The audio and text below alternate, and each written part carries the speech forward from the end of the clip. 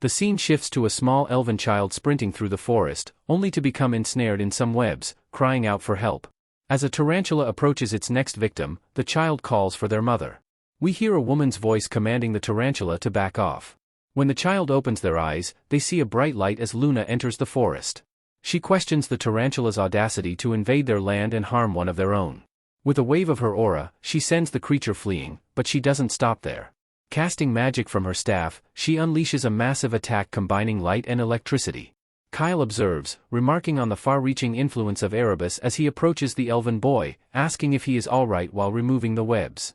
Back in the present, Leo ponders something, suggesting that they might be at their limit without using aura. He calls out to Chelsea, who is still adapting to the situation, urging her to use wind magic to hurl the surrounding weapons at him. As he dodges another attack from the tarantula, she expresses concern that he might get hurt while moving quickly. Leo reassures her, saying he'll catch the weapons, insisting she act without worry. Chelsea begins to channel her magic, asking which weapons he wants, to which he replies, all of them. Her magic lifts the weapons into the air, and Leo identifies a scimitar and a bastard sword among them. He leaps up to grab the two weapons, declaring to the tarantula that they are just getting started. As he dashes back in, he slices off the tips of the tarantula's legs repeatedly. When his weapons break, he tells Chelsea to send in the next volley, and she complies, launching a knife, a spear, and an axe. Leo continues to skillfully wield the weapons until they break, repeating the cycle. Chelsea notes that he should be their age, yet he appears almost godlike as he faces the Spider Queen with such a variety of armaments. Even Celia and Abad are captivated, with Abad remarking that Leo is not just a small fry. With a cut on his cheek, Leo smiles, affirming he still has his senses. If he can't defeat a creature like this, the others will mock him from the afterlife.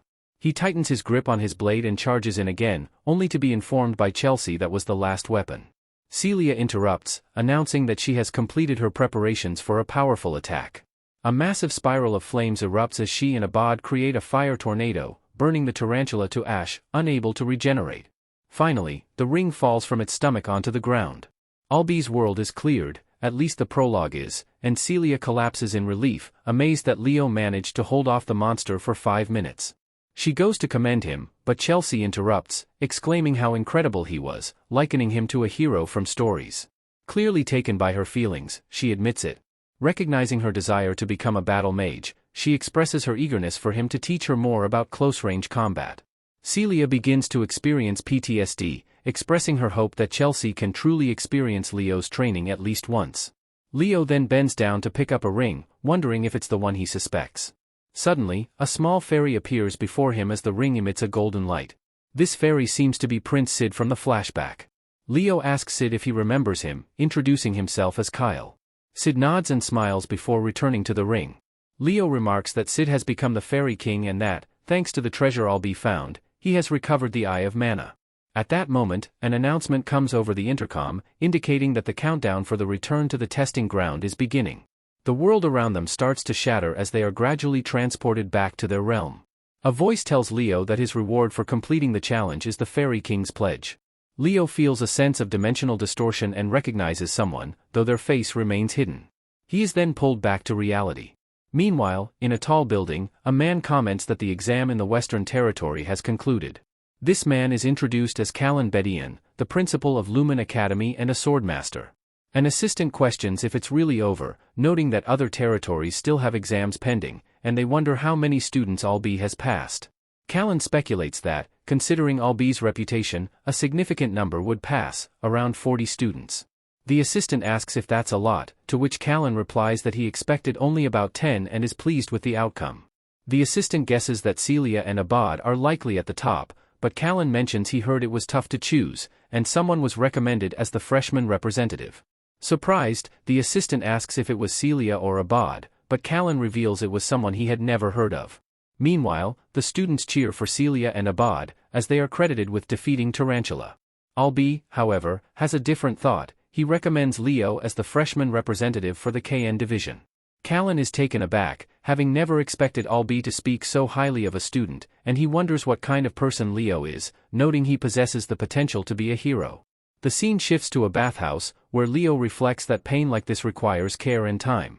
Relaxing in the bath, he submerges his head underwater, recalling the figure who mentioned the Fairy King's pledge. He muses that typically, clearing a living hero's world doesn't yield a reward, yet he received one.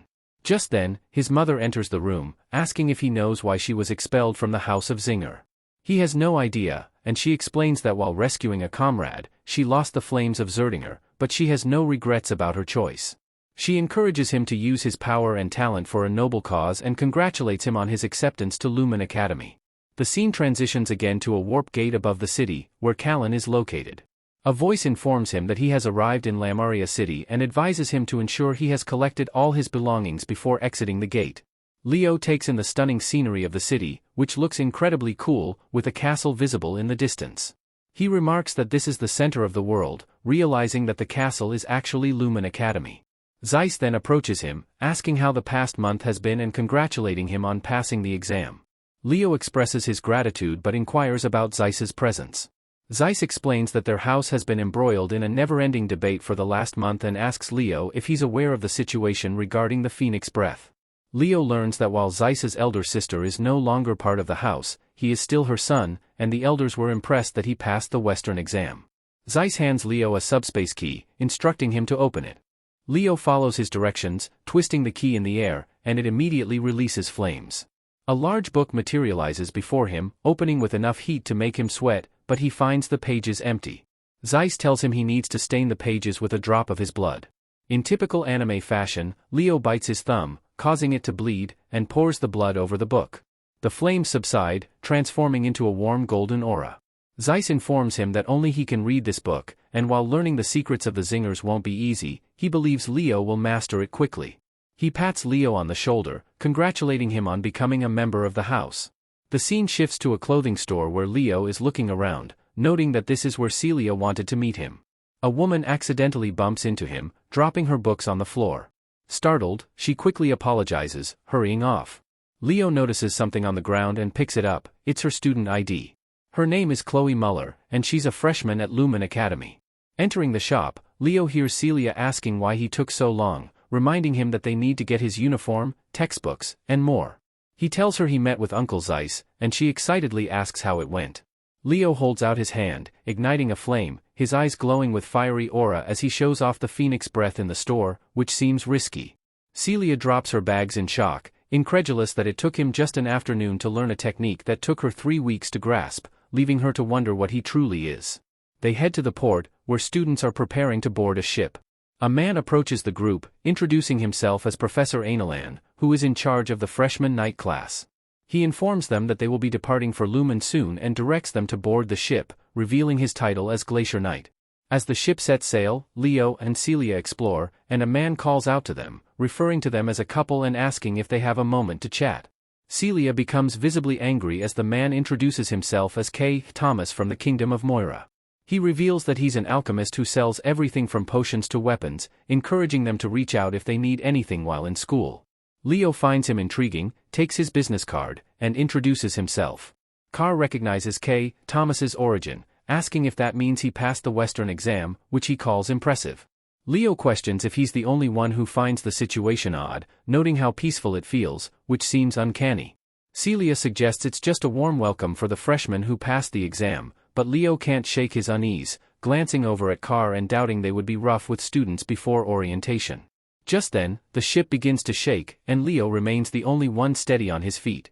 He comments that this is precisely what he expected, as a giant tentacle emerges from the ocean and crashes down in front of Carr, knocking him to the ground. Students begin begging Professor Ree for help, but he casually swirls his wine, stating that as students of Lumen Academy, they need to handle danger on their own. A massive kraken-like creature looms over the ship as panic ensues, causing people to drop their food. Leo springs into action, severing one of the kraken's tentacles and telling Celia to stay calm. She retorts that he should focus on himself while she imbues her sword with heat. However, a tentacle approaches from behind for a surprise attack. The kraken retracts its tentacles only to return with a huge splash. Celia screams as Leo explains that this is typical kraken behavior, reacting to heat with water spray, which annoys her. Suddenly, one of the students is lifted by his foot, prompting Leo and Celia to run toward the kraken, cutting off its tentacle and allowing the student to fall safely back onto the ship. Carr watches from under a table, commenting that it's expected of Celia, the top scorer, but he's perplexed by Leo's incredible strength. Just then, a frozen piece of tentacle nearly crushes him, and he shouts for someone to watch where they're throwing debris. Leo recognizes Chloe, the girl he bumped into earlier, as she floats in the air, using ice magic against the Kraken. She tells Car to stay back if he can't defend himself, and Car sighs, remarking that the strong never care if the weak get caught in the chaos and wonders how he even got into the academy. Another piece of debris falls, revealing the Lowland siblings, Abad and Chelsea. Abad rushes off, telling Celia that the competition isn't over, while Celia sighs, feeling the same way. Chelsea, however, is distracted by Leo, smiling before turning away, leaving him curious about her intentions. He pours himself another glass of wine, noting that there are plenty of monsters in the lake leading to Lumen Academy, and the Kraken is perfect for a welcoming party. As expected, the captains start to distinguish themselves, Chen Sha from the east, Celia and Abad from the west, Chloe Muller from the north, Walden Medan from the south, and Duran Moira from the central region, all of whom are excellent freshmen this year. As they work together to defeat the Kraken, Chen takes a large sip, noting that there's one student who impresses him the most, the unknown freshman. He observes Leo's swordsmanship, remarking on his efficiency and how it seems like he can predict the Kraken's movements. Smiling, Chen looks forward to seeing Leo in night studies and anticipates this year's students. They finally arrive at Lumen Academy. Some students, like Car, are on their hands and knees, feeling sick from using up all the potions they brought. He jumps off the ship, declaring they'll need to get accustomed to crossing the lake regularly. Now, they can head to the entrance ceremony. Next, we see the Elra training grounds at Lumen Academy, resembling a massive track. Other students watch the exam, hoping for some exciting performances. The ceremony begins, instructing students to line up by region, with the top scorers at the front. The headmaster is set to say a few words. Callan reappears, stating that if they dream of becoming heroes, they must be willing to put their lives on the line and continually push their limits. He warns that those who can't do so don't belong there, slamming his hand on the table to emphasize his point, indicating that they'll break if they lack the necessary resolve. The students sit in silence, and Callan wonders if he might have gone too far. Some students begin to cheer, prompting him to quip, "I can't hear you," echoing a SpongeBob quote. One of the teachers comments that the longer they teach at Lumen, the more the grand image of the swordmaster diminishes. Another announces a speech from the freshman representative, surprising the top scorers when Leo's name is called. When Leo looks up, he sees Albie on stage and wonders if he was the one who recommended him. Albie smiles at him as Leo approaches the stage, grabs a book, and addresses the professors and seniors, stating that the freshmen are now entering Lumen as proud members. Some students whisper that they've never heard of him and question why the representative isn't one of the top scorers. Leo notices Duran's annoyed expression. He closes the book, thanking them, and the teacher asks about his goals as the freshman representative. Leo smiles, sensing they might want him to rally those who nearly qualified instead of them. The teachers note that this freshman rep is well-behaved and a decent model student, suggesting it will be a calm ceremony. However, Leo surprises them by saying that if anyone wants his spot, they should try to take it from him. The reactions vary. Abad and Celia are incredulous, Chen looks surprised, while Walden and Duran remain visibly annoyed. Leo asserts that regardless of who they are, he will accept every challenge seriously. Later that day, they finally reach the dormitory. A man informs them that starting tomorrow, exploratory classes will commence for about a week. He explains that no matter their chosen major, they can take any class they like, which will help them decide on 3 subjects to focus on. He advises them to go to bed early to avoid being late for their first class. The students are seen heading into the dormitory, where Leo discovers he has room 302, with Car as his neighbor. Car expresses excitement about being side by side and tells Leo to sleep well. Leo replies that he'll see him tomorrow before entering his room, flopping onto the bed. He begins to reflect on what he hopes to achieve at Lumen, visualizing a grand pillar of rock in a vast library, as if the stars were the ceiling. He realizes that this represents his hero record, which he is eager to find. The next day, they are in the cafeteria, where Car asks to join Leo for breakfast. Leo agrees, and they sit together, but someone else slams their food down at the table. It's Duran, who asks Leo if he meant what he said during the speech yesterday. Leo acknowledges that his words were provocative and admits it's true that a stranger picking a fight like that is unusual. Duran introduces himself as the captain of the central region, but both Leo and Car ignore him, continuing to eat. Duran gets increasingly irritated, and a yellowish aura begins to emanate from him. When Car looks up, he is shocked to see their table sent flying through the air by Duran's kick, along with all their food. Leo leaps from his seat, using his fork to catch his food midair, managing to reconstruct it into a cheeseburger. Duran remains furious, and Leo remarks that wasting food is unforgivable. Duran retorts that he'll bring Leo down from his high horse, irritated by someone weaker acting so cocky.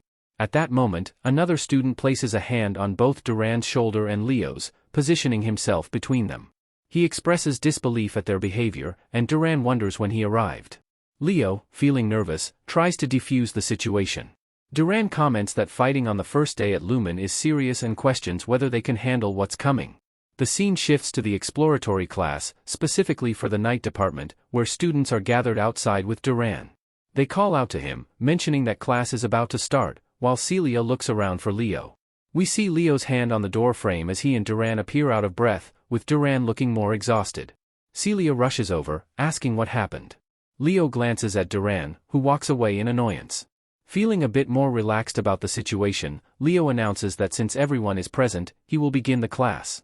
He introduces himself again, stating he's in charge of their first-year night studies. Duran glares at Leo, while Carr wonders if they're starting a war on the first day. Explains that the three powers derived from mana are magic energy, soul energy, and aura, noting that aura is the most challenging to handle. He asks if anyone knows why, and Celia chimes in, saying that aura loses its mana fluidity during the conversion process. Confirms her answer and elaborates that while magic and soul energy utilize mana in its natural state, aura absorbs and processes mana to suit the body. He then releases a chilly aura, asking if any of them can explain how to use the aura accumulated in their bodies. Celia suggests that aura just emerges after exerting some force, but Leo corrects her, stating that you can harness aura's power by burning mana. He confirms her answer and then asks Duran what the most important factor is when burning mana. Leo mentions stamina while noticing that Duran is still out of breath. Impressed, he asks if Duran has studied aura before, to which replies he hasn't. Smirks, finding it interesting that someone who hasn't properly studied could grasp its essence. He decides to set theory aside for now and suggests they all get some physical movement in. Demonstrates by putting aura under his feet, leaving the students in awe as he soars into the sky using aura step, something One Piece fans might recognize as Jeppo. He explains that the basic principle is to concentrate aura's power in your legs and showcases how to forcibly descend, emphasizing its endless potential applications. As class begins, some students struggle with aura step while others practice combat. Celia initially challenges Leo, saying she'll teach him how to do it if he calls her sister, trying to act prideful. Leo dismisses her, stating it shouldn't be too difficult. He notices Duran still staring at him, anxiously biting his thumb. Smirks and mentions the earlier commotion that morning. Chelsea wonders what's happening, while Carr sidles up to her, eager to explain. She asks what occurred and calls Duran and Leo forward. Questions Duran about his apparent anger, but Duran insists he isn't angry. Proposes a one-on-one running competition for the class representative spot on the track, allowing them to use aura without restrictions. Duran is surprised, thinking he has a serious advantage. Before the race begins, Carr tries to rally support, telling everyone to place their bets. He highlights Duran's prestigious background, referring to him as the master of lightning aura, and contrasts him with Leo, the dark horse from the outskirts who unexpectedly became the freshman representative. Other students remark that it seems Leo can't even use aura step, expressing their disdain and pointing out that while the captains have proven themselves, Leo has not.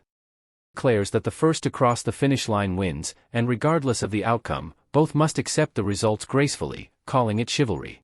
As the race begins, Celia realistically notes that it's unlikely Leo will win, but acknowledges he has always exceeded expectations. She then gives the signal to go. As Leo and Duran take off, Duran uses his lightning aura and looks back, taunting Leo as a rookie.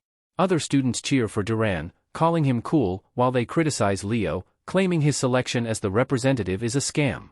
Chelsea, the sole cheerleader, encourages Leo to do his best. Meanwhile, Duran quickly reaches the halfway point, and Carr realizes Leo is falling behind. As Leo runs, something catches his eye, causing him to stop abruptly and dash towards the wall. Celia exclaims in confusion at what Leo is doing. We see him activate his aura step, quickly scaling the stands in the arena. Turning around, he notices Duran already past the halfway mark. Leo begins to channel even more aura into the ground, crushing it beneath him, and then pushes off with tremendous force, creating an explosion. Duran watches in surprise as Leo uses the momentum from the blast to dart ahead, even starting to trash talk him as he crosses the finish line. Leo slows down, leaving Duran stunned. With a smirk, Leo revels in the disbelief of the other students, who can't believe he beat Duran, known as the fastest among the first years. They comment on how Leo had reportedly never even learned Aura Step. Celia clarifies that it wasn't Aura Step, it was Phoenix Step. Carr and Chelsea are ecstatic about Leo's victory, while others analyze the race. They acknowledge Duran's use of lightning aura to boost his speed, which was impressive, but note that Leo, despite being slower, showcased superior control by gathering and focusing his aura into a single powerful step. Leo compliments Duran on a great match, mentioning that the outcome might have been different in a long-distance race. Duran, not wanting to be friendly, tells Leo to get lost, pondering that a true hero might finally emerge from the current generation's disciples. Chelsea rushes over to Leo, expressing her desire to train with him, while Carr feels overshadowed and wonders why she's only focusing on Leo. He then suggests they all head to a cafe, offering to pay.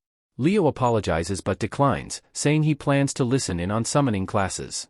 Celia sighs, noting that Leo is unpredictable. As Leo walks away, he reflects on something that's been bothering him: why the Fairy King granted him a pledge as a reward. Typically, rewards in the hero's world are tied to the strength of the world's owner, yet his reward is related to summoning. Albi, his teacher, is a pure magician with no ties to summoning, so Leo would usually have received a magic-related ability instead. Additionally, to make a contract with a fairy, one must go to Fairyland, making the reward currently impractical. Just then, a woman approaches, asking if he's there for the classes. When he turns, he sees East Captain Chen, who greets him warmly. He responds politely, using her full name, but she asks him to call her Xia instead. She expresses surprise that Leo, a student of the KN division, has an interest in summoning. Leo admits he's interested in spiritualism, and Xia notes they'll be seeing each other more often. Leo then asks if she can show him the spirit she's contracted with. She summons a small water spirit and asks if Leo can show his as well. He replies that he hasn't made a contract yet. Xia offers her help, saying he can call on her for advice about spirit summoning. Leo appreciates the offer and asks her age. She tells him she's 17 and mentions she knows he's 15. She comments on seeing him talking with Celia, and Leo remarks that she looks very young, possibly even younger than Chelsea. Xia stares at Leo, claiming he just thought of something rude, to which he quickly replies no. She expresses her admiration for his match against Duran, and Leo is surprised she saw it. Xia mentions she was in the crowd and hopes he'll accept her challenge one day. Leo laughs and agrees, and she smiles at him. At the exploratory summoning class, everyone gathers on a field or hill. Walden and another female student turn to glare at Leo and Xia. Leo asks if everyone is present, and Xia explains that summoning isn't very popular. He thinks that makes sense but wonders why the class is being held here. Suddenly, a massive black wyvern soars overhead, startling the students. One student falls to the ground in fear, and a woman comments that the wyvern is acting that way because it has taken a liking to him. She introduces herself, hopping off her dragon, and announces that she will be their summoning teacher for the year, Yura Marin. Some students express a desire to become her summon, while Dueno shows up, remarking on her beauty, comparing it to that of Luna and Lindy's. Leo humorously calls him a horny old dwarf, joking that not even death could stop his antics. Yura informs the students that their presence indicates they have potential as summoners, prompting them to cheer in agreement. She declares they will move immediately to the practice area and calls for Carlo, her assistant, as a griffin steps forward under his guidance. Yura instructs the students to pair up and select a griffin. One student hesitates, admitting it's his first time handling them and expressing doubt about his ability. Yura challenges his lack of confidence, saying that if he doesn't think he can do it, he should leave. She hops onto her black wyvern, which raises its wings and screeches into the air, taking off. Carlo urges everyone to hurry and follow her. Some students start playing with the griffins, finding them friendlier than they expected, while others struggle. Xia approaches Leo, asking if she can partner with him, and he tells her to do as she wishes. They begin soaring over the ocean on a sunny day, enjoying the refreshing breeze while following Yura. The students remark that they didn't expect to be riding griffins, but it makes sense at Lumen Academy. Everyone seems to be having a good time. Xia admits she was a bit worried, but the griffin is much gentler than she anticipated. Leo advises her to be cautious, as griffins can be challenging for first-time riders. She asks if that's true even for a kind griffin, but before Leo can explain, Yura takes a deep breath and blows a whistle from her wyvern. Suddenly, all the griffins lock their eyes as if ready to fight, extending their talons and screeching. The students are confused, wondering why the griffins were just calm moments ago. Yura questions whether they truly believe they can call themselves students of Lumen Academy if they can't handle a griffin, urging them to regain control. Shia's griffin begins to act up, and as she starts to lose her balance, Leo grabs her to steady her. He explains that griffins have a strong sense of pride and shouldn't be overpowered. Flustered, she asks what he's doing while he holds on to her. He places his hands over hers, instructing her to follow his lead as he commands the griffin to fly forward. They soar past Yura and Carlo, who remark that Leo's control isn't bad at all. Yura then asks Carlo if the first-class representative is a candidate for the Knight Major. Carlo confirms this, and she wonders if Leo might have a griffin at home, given his skill. Carlo replies that he comes from a non-noble household and doesn't own a griffin. Yura laughs, calling it pure talent and stating that she's found a little gem in Leo. They finally arrive at the practice grounds, known as the Island of Summons, where some students land directly on the beach. As Leo strolls around, he spots a piece of fruit and decides it looks good enough to eat. Just as he reaches for it, a feather drops onto the fruit, causing him to wonder what it is. Shia notices and asks what's wrong, to which Leo dismissively replies that it's nothing. He then removes the feather and feeds it to the griffin. Yura announces that they will be taking a practical exam, prompting questions from the students about what kind of class would hold an exam on the first day, especially during the exploratory period. Yura explains that compared to the other two majors, the path they walk is much more challenging. She asks if anyone truly believes that simply having control over mana is sufficient for summoning. To form a contract with a spirit, one needs spirit affinity, and to control summons, taming ability is essential. This is why the number of summoner heroes is significantly lower than that of the other two classes.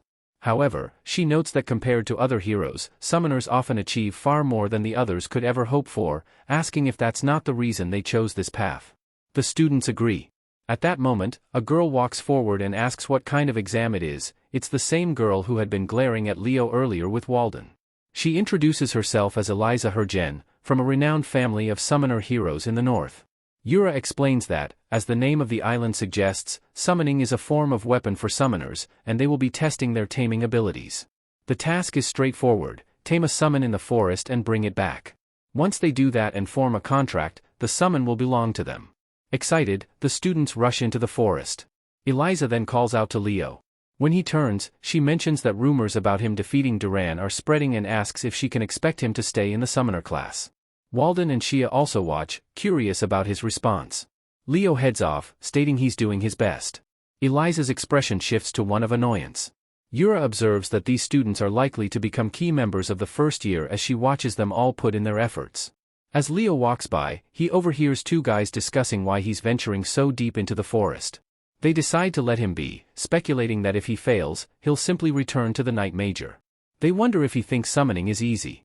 After a bit, Leo reaches into his pocket, pulls out the earlier feather, and releases his fiery aura, causing the feather to spark, ignite, and eventually burn away. He remarks that it's just as he suspected when he suddenly hears a loud noise behind him, but we don't see what it is yet. The scene shifts far from the school, where breakfast is being prepared. Leo's mother asks his father if he thinks Leo will be okay, to which he replies that it's only the first day of school and questions her worry. She admits he's probably right and that her concern is unwarranted. Meanwhile, the flames around Leo grow larger. She wonders what could possibly go wrong on the first day, but it turns out Leo has just summoned one of the three great summons, a phoenix. Thank you so much for watching. If you enjoyed this video, don't forget to give it a thumbs up and hit the subscribe button for more content. Feel free to leave a comment down below sharing your thoughts or suggestions. If you want to stay updated on our latest uploads, click the notification bell icon. And hey, why not check out some of our other videos popping up on the screen right now? If you'd like to support the channel, you can do so by liking, sharing, and subscribing. It really means a lot. Peace.